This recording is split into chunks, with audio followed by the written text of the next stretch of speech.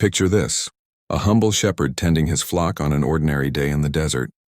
That shepherd was Moses, and little did he know, his life was about to change forever in one of the most dramatic encounters with God ever recorded. I find it fascinating how the most extraordinary moments often begin in the most ordinary circumstances.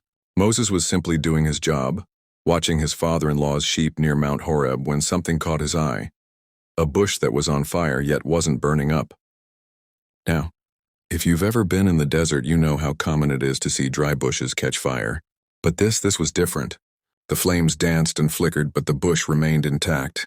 No smoke, no charred branches, no ashes, just pure, mesmerizing fire. Imagine being in Moses' sandals for a moment.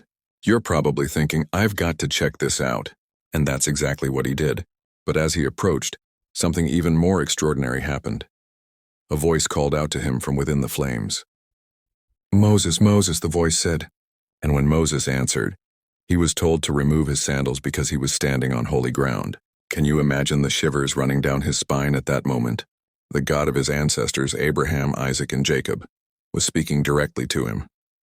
But this wasn't just a divine light show. God had a purpose. He had heard the cries of the Israelites in Egypt, who were suffering under brutal slavery.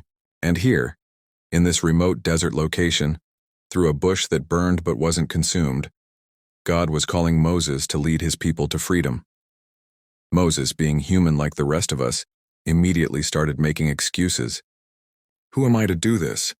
What if they don't believe me? I'm not a good speaker. But God patiently addressed each concern, promising to be with him every step of the way. You know what's remarkable about this story? It shows us that God often shows up in the most unexpected places and ways. He doesn't need grand temples or elaborate ceremonies. He can speak through a simple bush in the middle of nowhere, to a shepherd who probably felt like a nobody. And here's something to think about. Maybe the burning bush wasn't just a miracle to get Moses' attention. Perhaps it was also a symbol, showing how God can work through us without consuming us, how his presence can illuminate our lives without destroying who we are. This encounter transformed Moses from a shepherd to a leader, from a fugitive to a liberator, and it all started with a curious sight in the desert, a bush that burned but was not consumed, and a man who dared to turn aside and see what God had to show him. Sometimes the most life-changing moments come when we least expect them, in places we'd never imagine.